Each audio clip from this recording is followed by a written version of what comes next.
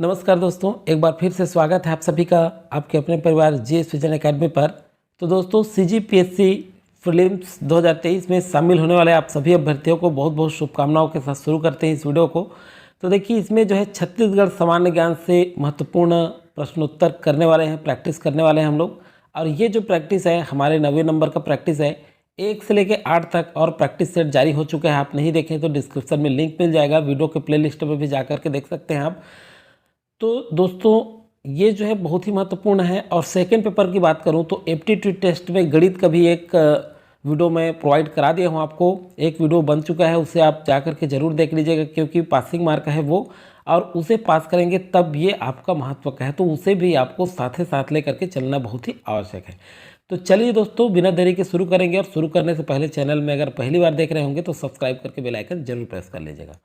पहला क्वेश्चन क्या है, शुरू करते हैं। निम्न कथन पर विचार कीजिए। देखिए, कथन है खैरागढ़ छुई खदान गड़ई जिले का गठन या सृजन राजनांदगांव जिले के उत्तरी भाग को पुनर्गठित कर किया गया। ये सही है। सेकंड कथन है आपका, यह प्रदेश का 31वां जिला है। तो ये क्रम भी आपको याद रखना है, 31वां जिला के रूप में गठित हुआ। तो ए और बी दोनों सही है। और सी में ये ऑप्शन है आपका, ए और बी दोनों सही हैं। तो सी यहाँ पर आपका करेक्ट आंसर हो जाएगा। अब देखिए, स्टेटमेंट वाले क्वेश्चन को अच्छे से पढ़ लीजिएगा। अब देखते हैं यहाँ पर हम लोग कि ये जो खैरागढ़ छुई, ये जो है खैरागढ़ छुई खदान गड़ई जो है, इसका पहले मैप में देख लेते हैं कि कौन कौन सा सीमावर्ती जिला है, किस संभाग में आता है, मातृ जिला कौन सा है।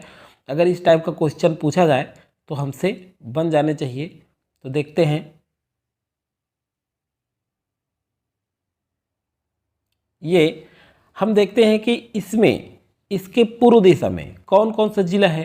तो यहाँ देखें तो ये बेमेतरा है, पूर्व में ये बेमेतरा जिला है, पूर्व में बेमेतरा। यहाँ से देखें तो दुर्ग है, यहाँ क्या है, दुर्ग है।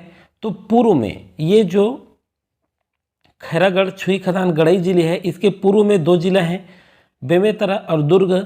अगर हम जो है इसके पश्चिम की बात करें तो पश्चिम में जो है मध्य प्रदेश के बालाघाट, पश्चिम में मध्य प्रदेश के बालाघाट जिले को स्पर्श करती है ये। यहाँ देखेंगे तो उत्तर में देखें तो उत्तर में कबीरधाम जिला है। इस तरह से आप देख सकते हैं, उत्तर में कबीरधाम। मैप बना करके पढ़िए, आपको याद करने में सहूलियत होगा। तो देखिए, उत्तर में कबीरधाम जिला। और अगर हम दक्षिण की बात करें तो ये जो दक्षिण है ये राजनांदगांव जिला है। कौन सा जिला है, राजनांदगांव। तो ये याद रखिएगा आप लोग। पूर्व में 2 जिला है, बेमेतरा और दुर्ग। पश्चिम में मध्य प्रदेश का बालाघाट जिला है, स्पर्श करती है ये। और उत्तर में देखें तो उत्तर में कबीरधाम जिला को स्पर्श करती है।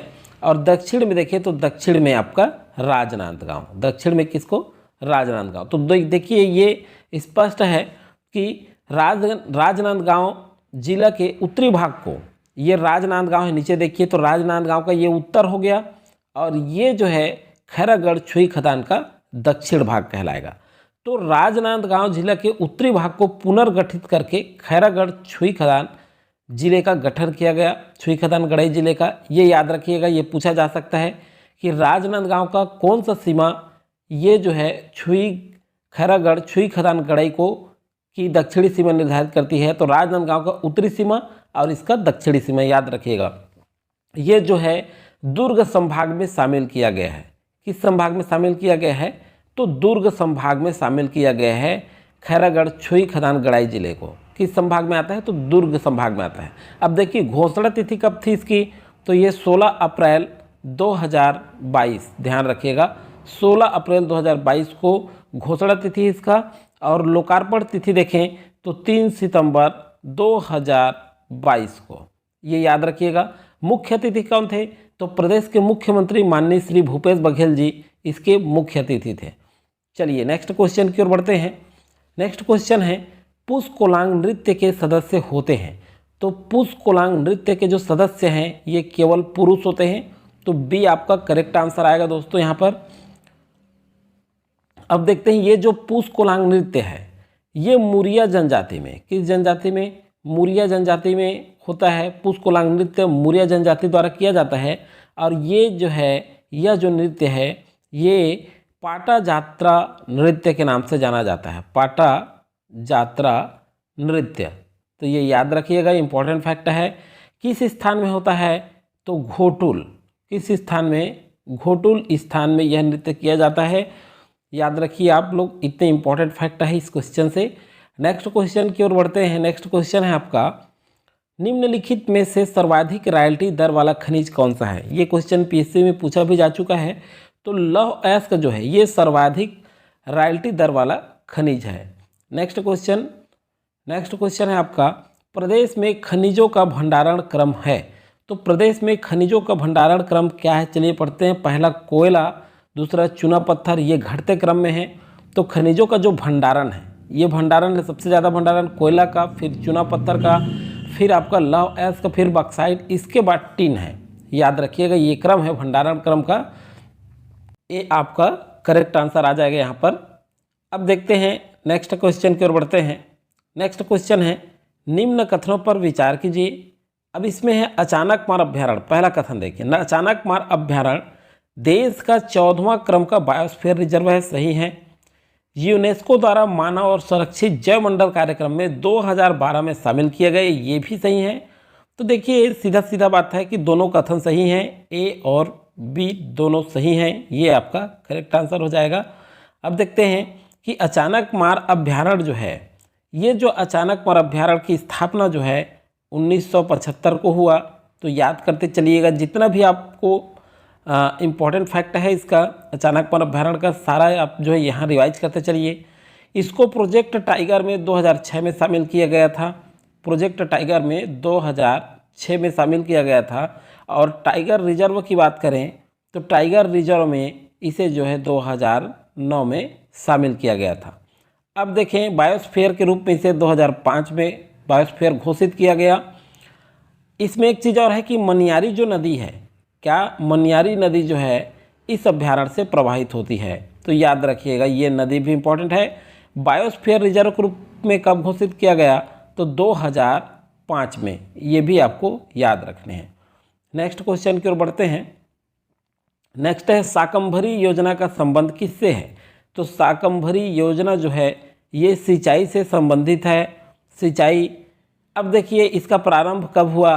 तो 2005 में इसका प्रारंभ किया गया। इसको शाकंभरी योजना प्रारंभ कब हुई? तो 2005 में। ये छोटे एवं सीमांत कृषकों को सिंचाई प्रदान करने हेतु ये योजना शुरू किया गया था। और छोटे एवं सीमांत कृषकों को लाभ हेतु कुआं का निर्माण एवं पंप प्रदान करना, कुआं और पंप ये दोनों प्रदान किया जाता है। रियायत दर पर कुछ % छूट रहता है इसमें, आधा जो है। नेक्स्ट है आपका, निम्न कथन पर विचार कीजिए। अब देखिए, प्रदेश का चावल अनुसंधान केंद्र लाभांडी रायपुर में है। ये सही है। प्रदेश का चावल अनुसंधान केंद्र जो है लाभांडी रायपुर में है। प्रदेश का चाय संवर्धन केंद्र जसपुर जिले में है। तो ये दोनों सही है, ये दोनों सही है। तो ए और बी दोनों सही है। डी यहाँ आपका करेक्ट आंसर हो जाएगा। अब चलिए देखते हैं कि प्रदेश का जो लाभांडी है, ये जो अनुसंधान चावल अनुसंधान केंद्र लाभांडी रायपुर में है, ये जगह याद रखिएगा, लाभांडी नामक जगह। तो ये जो है सबसे पुराना है, सबसे पुराना रिसर्च जो है क्या है, ये केंद्र है। और इसकी स्थापना 1903 में हुई थी। सबसे पुराना रिसर्च केंद्र है, ये याद रखिएगा। नेक्स्ट है आपका, निम्नलिखित कथनों पर विचार कीजिए। देखिए, छत्तीसगढ़ में वर्षा मुख्यतः दक्षिण पश्चिम मानसून से होती है। ये सही है। कथन ए आपका सही है। छत्तीसगढ़ को बंगाल की खाड़ी से ही वर्षा प्राप्त होती है। अब देखिए यहाँ कंफ्यूज मत होइएगा, छत्तीसगढ़ को बंगाल की खाड़ी से ही लिखा है, वर्षा प्राप्त होती है, तो ये सही नहीं है। छत्तीसगढ़ जो है, हम मैप में देखें अगर छत्तीसगढ़, तो ये छत्तीसगढ़ हमारा सीधी सीधी बात है कि बंगाल की खाड़ी से वर्षा प्राप्त होती है और अरब सागरी शाखा से भी प्राप्त होती है। दो शाखाओं से वर्षा प्राप्त होती है। यहाँ कथन ए केवल सही है। तो यहाँ देखिए ए सही है, बी गलत है। ये आपका करेक्ट आंसर होगा और बाकी जो ये ऑप्शन आपके गलत हो जाएंगे। तो ए सही है लेकिन बी गलत है।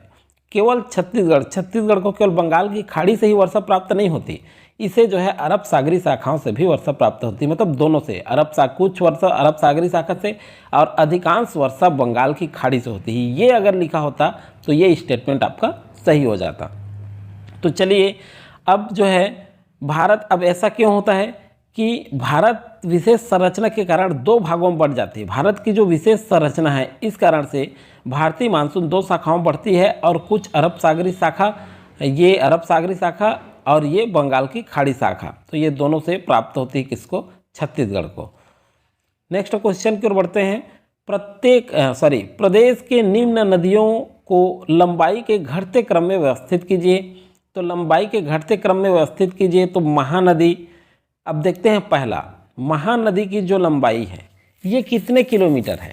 तो महानदी 286 किलोमीटर है, पहले तो हमको पता होना चाहिए क्योंकि पीएससी में इस तरह से क्वेश्चन पूछा गया है। 286 किलोमीटर महानदी की लंबाई है। मांड नदी की लंबाई अगर देखें तो 155 किलोमीटर है, ध्यान रखिएगा। लीलागर नदी की अगर लंबाई देखें तो 135 किलोमीटर है, और अरपा नदी की लंबाई देखें तो 100 किलोमीटर है। अब ये कह रहा है घटते क्रम में व्यवस्थित कीजिए, मतलब जो ज़्यादा है उसके बाद घटते क्रम। तो देखिए 286 फिर 155 फिर 35, मतलब कंटिन्यू 1 2 3 4। तो ऑप्शन में देखिए यहाँ पर 1 2 3 4 ये सी में है, तो सी यहाँ आपका करेक्ट आंसर हो जाएगा, घटते क्रम में यही होगा। नेक्स्ट क्वेश्चन की ओर बढ़ते हैं, और नेक्स्ट क्वेश्चन है आपका, कलमा बैराज निम्नलिखित में से किस जिले में स्थित है। तो कलमा बैराज जो है ये आपके शक्ति जिले में स्थित है। कहाँ स्थित है, शक्ति जिले में। नेक्स्ट क्वेश्चन की ओर बढ़ते हैं। नेक्स्ट क्वेश्चन है, आरी डोंगरी की पहाड़ी किस उत्पादन के लिए प्रसिद्ध है। बहुत ही इंपॉर्टेंट है, ये पीएससी में पूछा भी जा चुका है।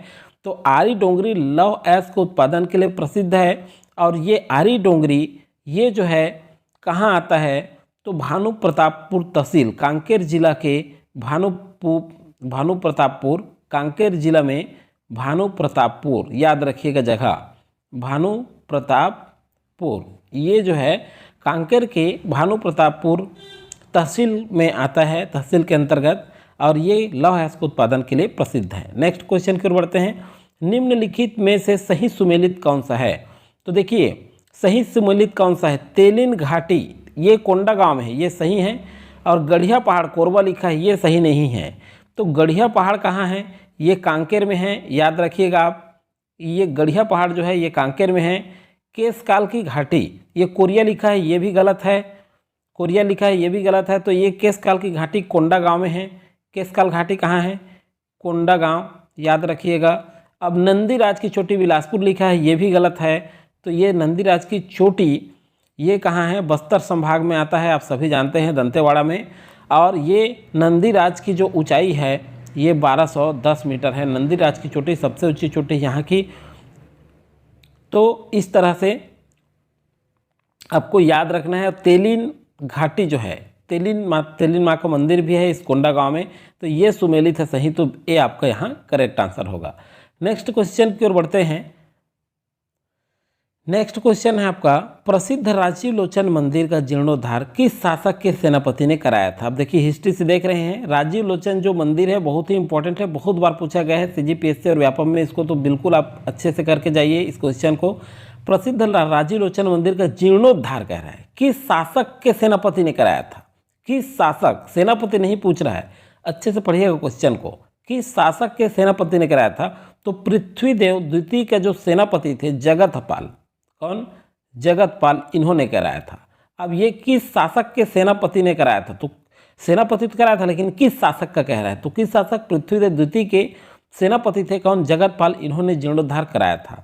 नेक्स्ट क्वेश्चन की ओर बढ़ते हैं। कोई विद्रोह का नेतृत्व करता कौन थे। तो देखिए कोई विद्रोह का जो नेतृत्व करता थे ये नांगुल दौरला थे। कौन थे, नांगुल दौरला। अब ये कोई विद्रोह कब हुआ था, तो कोई विद्रोह के बारे में हमको इतना पता होना चाहिए, 1859 में ये प्रारंभ हुआ था, कोई विद्रोह हुआ था। और शासक कौन थे इस समय, तो भैरमदेव थे। शासक कौन थे, भैरमदेव, याद रखिएगा, शासक थे भैरमदेव। और किसके लिए होता, साल वृक्ष की कटाई को रोकने के लिए। साल जो वृक्ष है इसकी अत्यधिक कटाई हो रहा था, इसे रोकने के लिए ये कोई विद्रोह शुरू हुआ। और इसके सहयोगी थे, किसके, नांगुल दौरला के सहयोगी थे राम भोई, याद रखिएगा, राम भोई और जग्गा राजू। और कौन, जग्गा राजू, ये दोनों इसके सहयोगी थे। ये राम भोई जो है ये आपके भोपालपट्टनम के जमींदार थे और जग्गा राजू ये भेज्जी के जमींदार थे। तो ये दोनों चीज़ आपको याद रखना है। नेक्स्ट क्वेश्चन है, व्यक्तिगत सत्याग्रह में दुर्ग से कौन भाग लिए थे? तो व्यक्तिगत सत्याग्रह में दुर्ग से भाग कौन लिए थे? तो रत्नाकर झा और घनश्याम सिंह गुप्त, ये दोनों जो है दुर्ग से भाग लिए थे। तो यहाँ करेक्ट आंसर हो जाएगा आपका सी, ए और बी दोनों। तो इस तरह से ये क्वेश्चन था आज का आपका। इसी तरह से लगातार प्रैक्टिस सेट जारी होता रहेगा दोस्तों। एप्टीट्यूड टेस्ट, देखिए जो भी चीज़ बोला जाता है बहुत अच्छे से ध्यान रखिएगा। एप्टीट्यूड टेस्ट के लिए मैं अलग से वीडियो बना दूंगा, आपको कोई दिक्कत नहीं होगी, उसे भी जाकर के सॉल्व जरूर किया करिए। जितने आप लगातार अभ्यास करते रहेंगे आपको सफलता जरूर मिलेगी। और पीएससी का एक खासियत है कि डीपली पूछता है, याद रखिएगा, क्योंकि मेंस पर्पज से इसका एग्जाम होता है और आपको अच्छे से तैयारी करना पड़ेगा। इंपॉर्टेंट फैक्ट पूरा आपको रिवाइज करते चलना पड़ेगा। चलिए मिलते हैं नेक्स्ट वीडियो में, तब तक के लिए थैंक यू।